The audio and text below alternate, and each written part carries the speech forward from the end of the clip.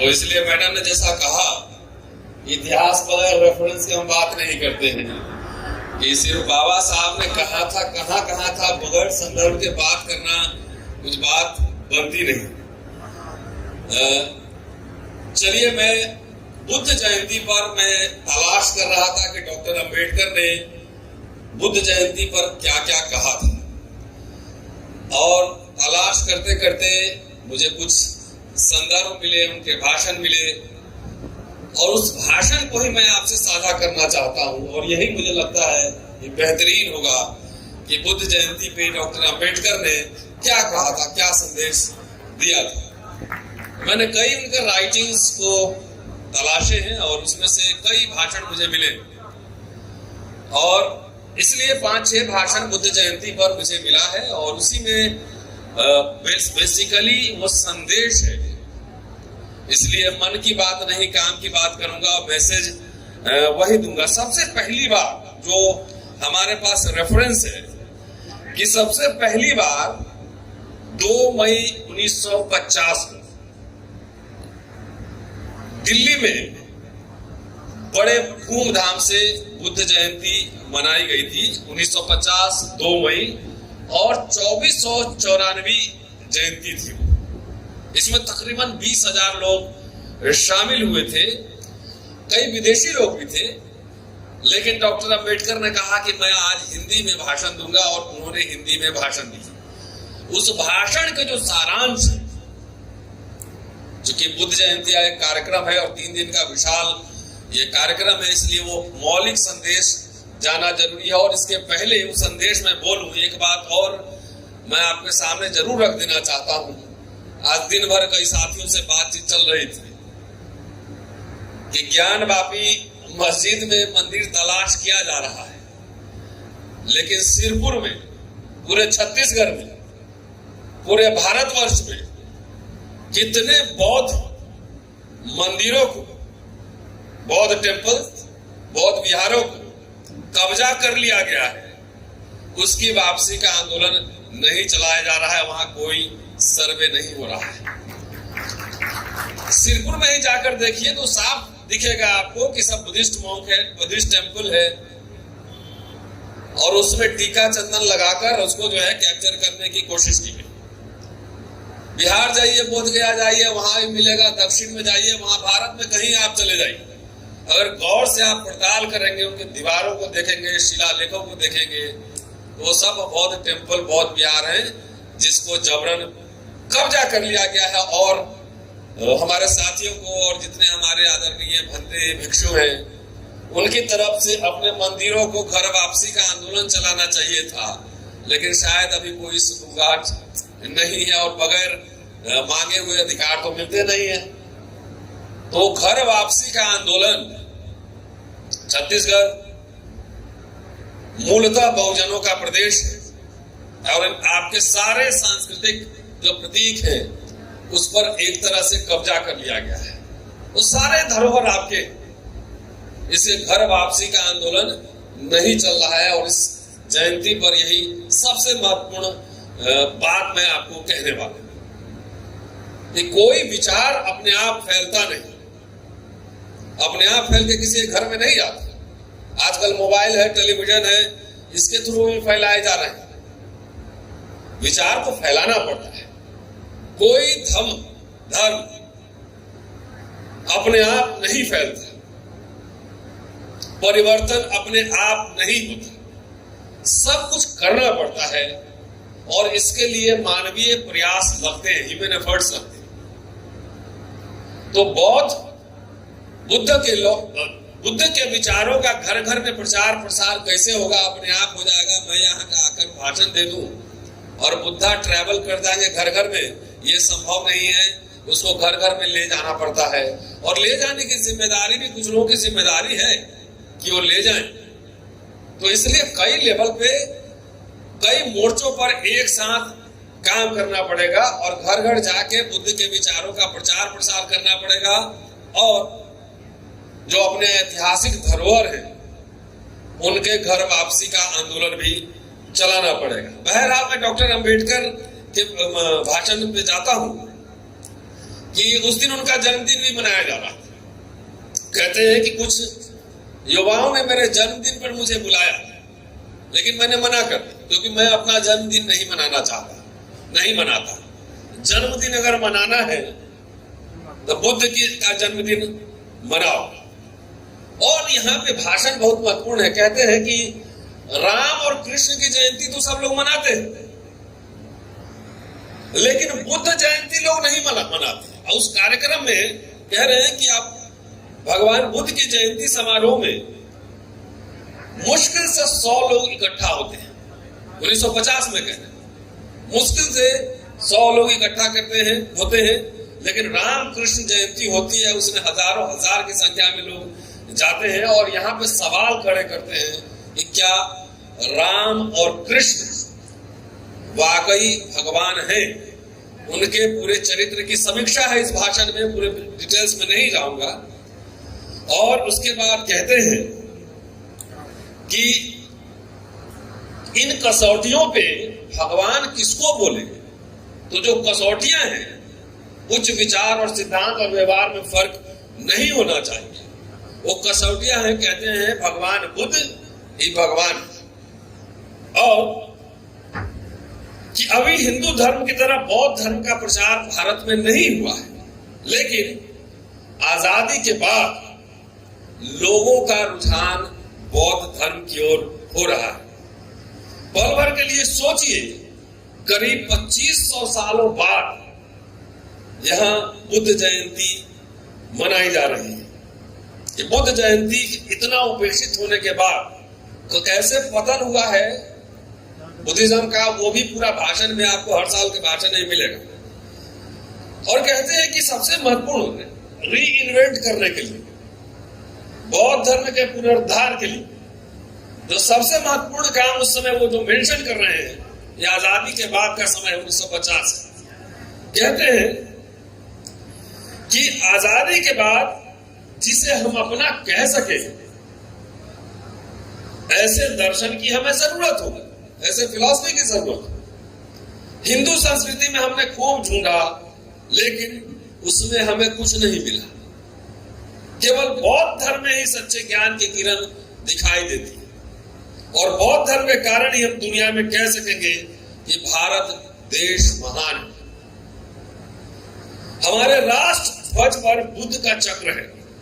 हमारी राजमुद्रा बौद्ध दर्शन पे अधिष्ठित है। साथ ही नए भारतीय संविधान के अनुसार हमारे राष्ट्राध्यक्ष का जब पदासीन किया गया, तब बुद्ध की मूर्ति को ही श्रेष्ठ माना गया। आगे कहते हैं कि किस प्रकार हिंदू धर्म अन्य धर्मों से श्रेष्ठ है। क्या हिंदू लोग इसका जवाब दे सकते हैं कि अस्पृश्यों का जीवन बर्बाद करने की ताकत हिंदू धर्म में है? क्या इसी कारण हिंदू धर्म को श्रेष्ठ कहा जाए? उस समय जो सभा में जो लोग उपस्थित होते थे, ज्यादा शेड्यूल कास्ट के लोग भी होते थे, और अभी चेतना का स्तर उस लेवल पर नहीं आया, तो उस समय की बात वो कह रहे हैं कि मुझे हिंदुओं का घमंड और विषमता बिल्कुल पसंद नहीं। मुझे हिंदुओं का घमंड और विषमता बिल्कुल पसंद नहीं है। और आपको इन सवालों के जवाब देने ही होंगे कि कौन सा धर्म अच्छा है और कौन सा धर्म बुरा। जिन्हें विचार, शिक्षा और आजादी नहीं मिल पाई, वे हिंदू धर्म को मानेंगे क्या? इस धर्म ने शूद्रों को ब्राह्मण, क्षत्रियों और वैश्यों की केवल चाकरी करने वाला बना दिया है। कई सवाल डॉक्टर अंबेडकर एक साथ बुद्ध जयंती में उठा रहे हैं। उस समय वामपंथी आंदोलन भी उभार में था, रूस में क्रांति हो चुकी थी, 2-3 दशक हो चुके थे। अब ये बहस का विषय था पूरे दुनिया भर में कि धर्म की जरूरत है कि नहीं। उन्होंने कहा कि इस बात से कोई इनकार नहीं कर सकता कि हर व्यक्ति को, समाज को और सरकार को भी धर्म की जरूरत होती है। सच्चे धर्म के बगैर प्रगति संभव नहीं। इसलिए कौन सा धर्म श्रेष्ठ है, अपनाने योग्य है, इसका फैसला आपको करना होगा। मैं आपसे कह रहा हूं कि आप बौद्धवाद और ब्राह्मणवाद के बीच का फर्क ध्यान में रखें। इनमें से एक को चुनना होगा आपको। बुद्ध एक मानव था। बुद्ध के सिद्धांत जातिवाद के विरुद्ध थे।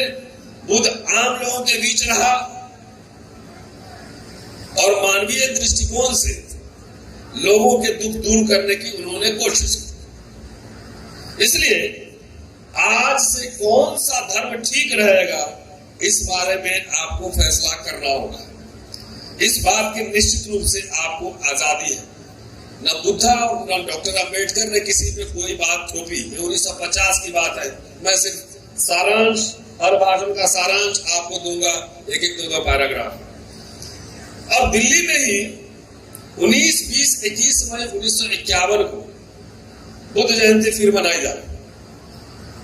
19 तारीख को बड़ा जुलूस निकाला गया था। 20 तारीख को बड़ी सभा हुई थी और फिर अम्बेडकर का भाषण schedule Delhi schedule caste welfare association और भारतीय महाबोधि सोसाइटी के संयुक्त तत्वाधान में यह कार्यक्रम हुआ था 1951 में। उन्होंने कहा, जो महत्वपूर्ण हाइलाइट्स है उनके भाषण कि पिछले वर्ष बुद्ध जयंती के अवसर पर हम यहाँ इकट्ठे हुए थे, वही जगह, सेम जगह। तब इतनी भीड़ नहीं थी। आज यहाँ इतने लोग इकट्ठे हुए हैं। एक साल में लोगों में इतना रुझान पैदा हुआ है, यह देखकर मुझे अच्छा लग रहा है। साथ ही अस्पृश्यों से संबंधित खबरों को जो जगह न देने वाले अखबारों में विशाल जुलूस की खबर भी छपी है। आपने जो प्रगति की है निश्चित रूप से प्रशंसनीय है। कहते हैं कि बुद्ध जयंती मनाना कोई बड़ी बात नहीं, क्योंकि बड़े बड़ों के काम के बारे में आदर करना, ये आदर रिस्पेक्ट खाली पे करना है। और यहाँ पे हिंदू धर्म और ब्राह्मण धर्म और बुद्ध धर्म में क्या अंतर है उसको समझाते हैं और कहते हैं बौद्ध धर्म और हिंदू धर्म का फर्क पहले ठीक से समझना होगा। चतुर्वर्णीय 4 वर्ण व्यवस्था, मूर्ति पूजा, आध्यात्मिक सिद्धांत के स्वरूप में सामाजिक भेदभाव पर हिंदू धर्म बना। लोगों के सामाजिक पतन के लिए और राष्ट्र के ह्रास के कारण बने ब्राह्मण तंत्र में और आज के हिंदू धर्म में मुझे कोई फर्क दिखाई नहीं देता। हिंदू धर्म में शांति, एकता नहीं। इसकी वजह चतुर्वर्णीय व्यवस्था पर आधारित हिंदू धर्म है। इस बात को ज्यादातर हिंदू लोग मान रहे हैं, लेकिन ये चतुर्वर्णीय व्यवस्था को तोड़ना कैसे है ये पता नहीं, इसमें बात नहीं हो रही। कहते हैं कि सभी हिंदुओं से मैं यही कहना चाहूंगा कि वे इन पूंगापंथी मान्यताओं से, वर्णाश्रम पद्धति से छुटकारा पाएं। बौद्ध धर्म से द्वेष करने वाले ब्राह्मणों से अम्बेडकर घोषणा कर रहे कि बौद्ध धर्म से द्वेष करने वाले ब्राह्मणों से मैं यही पूछना चाहता हूं कि बुद्ध को शुरुआत में जो भिक्षु मिले वो कौन थे? उसमें 90% ब्राह्मण थे। बुद्ध के जो अनुयायी थे सबसे पहले 90% ब्राह्मण थे। कुछ हिंदू लोगों का कहना है कि बौद्ध धर्म को स्वीकार करना है तो करो, लेकिन इसके लिए ब्राह्मण तंत्र को क्यों कोसा जाए?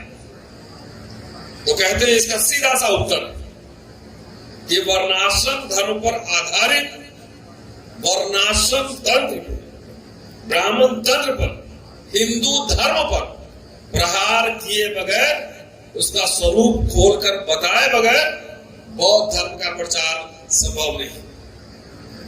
ये मैं नहीं कर रहा हूं, अम्बेडकर साहब कर रहे हैं। आजकल हर बात में FIR हो जा रही है। बघेल साहब बैठे हुए, इनको ऊपर भी कई बार FIR हुए।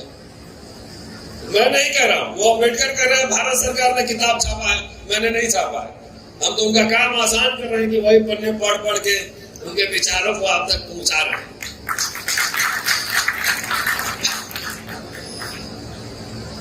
कहते हैं कि बौद्ध धर्म की प्रगति की राह का वो सबसे बड़ा रोड़ा है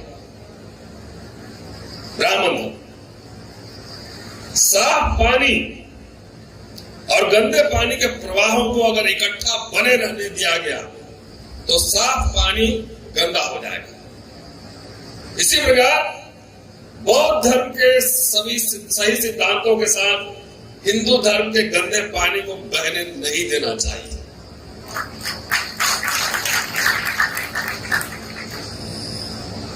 आगे कहते हैं ये सब भारत सरकार ने किताब छापा, हम नहीं छापा, उन्हीं का काम आसान कर रहे हैं। बौद्ध धर्म की तरह ही हिंदू धर्म में भी अहिंसा पर जोर दिया गया। ये सब जानते हैं, अब सब माल वहीं से बौद्ध धर्म से इंपोर्ट किया है, सब ने अपना मुहर लगा दिया। बौद्ध धर्म से इंपोर्ट करके अपना ठप्पा लगा दिया और आप चुपचाप बैठ के देख रहे हैं, अपना घर वापसी करा ही नहीं रहे। ये बौद्ध धर्म की तरह हिंदू धर्म में अहिंसा पर जोर दिया गया है, ये बात सही, लेकिन वर्णाश्रम पद्धति को हिंदू धर्म की बुनियाद बनाए जाने के कारण वही एक बात है जो हिंदू धर्म पर धिक्कार करने के लिए काफी।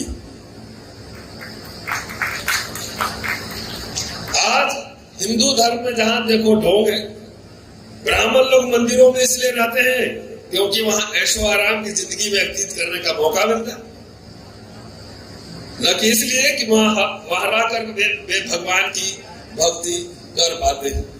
और जब वो लंका से लौट रहे थे तो वहां ले गया लोग तमिलनाडु में एक मंदिर में, वहां गए थी भाई मंदिर देखो तो देखे वहां सिर्फ धूप अगरबत्ती चल रहा है और कहते हैं कि वहां का खाली काम है भोजन और भोजन और भोजन, सुबह भी भोजन, दोपहर में भी भोजन और रात में भी भोजन। खाना वहां का सबसे महत्वपूर्ण उद्योग है और 1.5 लाख रुपए सरकार से उनको वहां पे ग्रांट मिल रहा था। तब ये कह रहे हैं कि इतना बड़ा बिजनेस है, इतना बड़ा व्यवसाय है, फल फूल रहा है, सरकार से भी मिलता है, सब कुछ है, सोने चांदी के वहां मूर्तियां भी हैं, चंदा भी आ रहा है। लेकिन आगे कंक्लूड करते हैं कि धर्म विशुद्ध सिद्धांत पर आधारित होना चाहिए। बुद्ध कभी वर्णाश्रम धर्म विश्वास नहीं रखते थे। हमें यह सब मानना चाहिए कि हम सब एक से हैं, मनुष्य के बीच भेदभाव नहीं होना चाहिए। जन्म पर कोई श्रेष्ठ या निम्न नहीं हो सकता। श्रेष्ठता या नीचता केवल अपनी करनी के आधार से ही प्राप्त होती है। बुद्ध ने ये बातें बताई। लोग अगर फिर बौद्ध धर्म को स्वीकार करेंगे तो यह देश एक बार फिर वैभव संपन्न बनेगा और जाति भेद खत्म किए बिना यह काम संभव नहीं। सचमुच अगर कोई व्यक्ति जाति धर्म खत्म करना चाहते हैं तो इसके लिए एक ही उपाय है कि वो बौद्ध धर्म को स्वीकार करें। लेकिन हम बिना हड़बड़ी मचाए अपने उद्देश्य को हासिल करें। जिनके हाड़ मांस में हिंदू धर्म रच बस गया है उन बुजुर्गों को मुश्किल होगी त्यागने में। कल्चरल हेजेमनी है ना, माथे में डल गया सब कुछ, अब चिप फिट हो गया कई जनरेशन से, तो नया चिप लगाने के लिए पुराना चिप जो है आउटडेटेड करने में टाइम लगता है। बोलता है कोई बात नहीं, इनको छोड़िए। लेकिन नौजवानों से कहूंगा कि आप बात समझिए, जल्दी से जल्दी बौद्ध धर्म स्वीकार कीजिए। ये 1950 से 51 हो गया, अब चलता हूं 53 में। टाइम बता दीजिएगा मैडम, टाइम बता दीजिएगा, वहीं पर रोक दूंगा।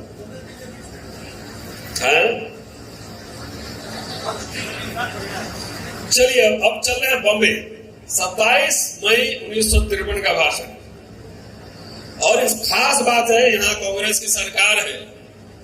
मैं कई नेताओं से मिला था और मैंने कहा था कि कम से कम आज जिस तरह से सांस्कृतिक राजनीतिक हमले हो रहे दिल्ली में, हमने कहा अम्बेडकर और जवाहरलाल नेहरू के बीच के जो खास बातें, पॉजिटिव बातें हैं, उसको तो कम से कम निकाल लो, अपने लिगेसी पे तो क्लेम करो।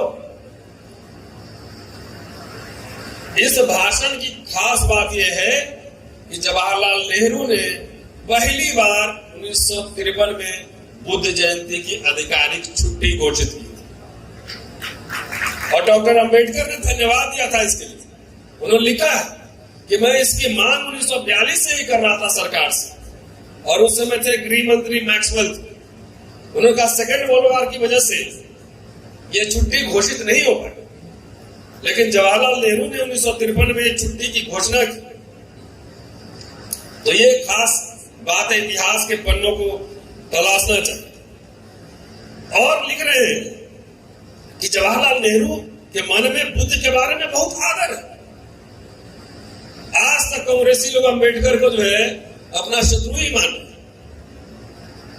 अंबेडकर लिख रहे हैं कि जवाहरलाल नेहरू ईमानदार आदमी, लेकिन चूंकि शोध नहीं होता है, रिसर्च नहीं होता है, तो इसलिए कुछ पता नहीं लगता है।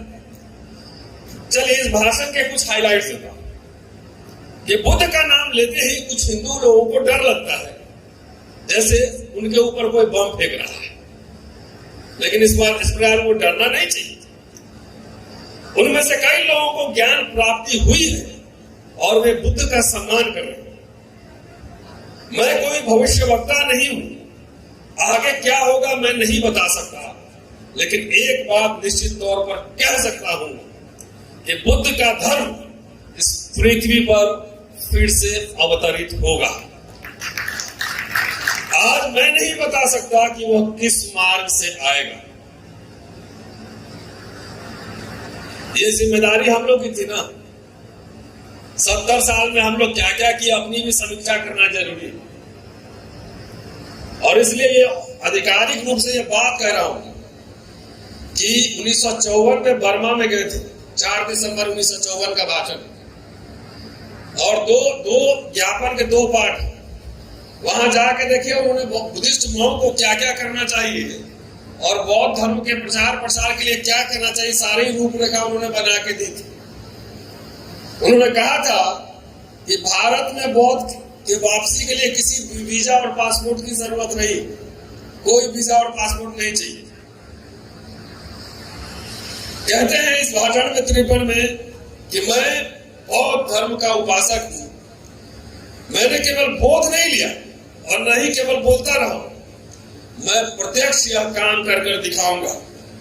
मेरी जिंदगी में आखिरी दिनों में अब तक मैंने तय किया है कि मैं बुद्ध का प्रचार करूंगा।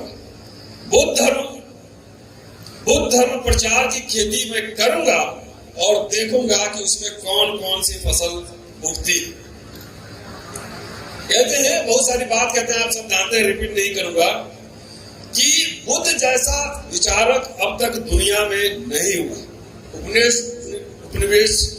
उपनिषद की चर्चा कर रहे हैं यहाँ पर और कह रहे हैं कि मैं शास्त्रार्थ में किसी को भी हरा सकता हूं। बुद्ध को वेद बिल्कुल पसंद नहीं थे। उन्होंने साफ तौर पर कहा था, वर्ण व्यवस्था भी बुद्ध को माने नहीं थी। बौद्ध साहित्य में बुद्ध ने चातुर्वर्ण व्यवस्था पर बार बार प्रहार किया।